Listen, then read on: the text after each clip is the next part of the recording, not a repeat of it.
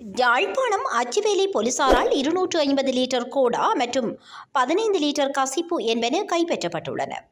நேற்று மாலை அச்சுவேலி வாகையடி பகுதியில் உள்ள வீடொன்றினுள் கசிப்பு உற்பத்தி இடம்பெறுவதாக போலீசாருக்கு கிடைத்த ரகசிய தகவலை அடுத்து அச்சுவேலி உதவி போலீஸ் பொறுப்பதிகாரியும் குற்றத்தடுப்பு பிரிவின் பொறுப்பதிகாரியுமான போலீஸ் பரிசோதகர் பாலசூரிய தலைமையிலான சுற்றி வளைப்பில் குறித்த கசிப்பு உற்பத்தி நிலையம் முற்றுகையிடப்பட்டுள்ளது.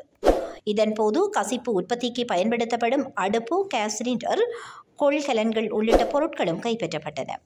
கசிப்பு உற்பத்தியில் ஈடுபட்டதாக சந்தேகிக்கப்படும் வாகையடி பகுதியைச் சேர்ந்த 25 வயதுடைய இளைஞர் ஒருவர் கைது செய்யப்பட்டுள்ளார்.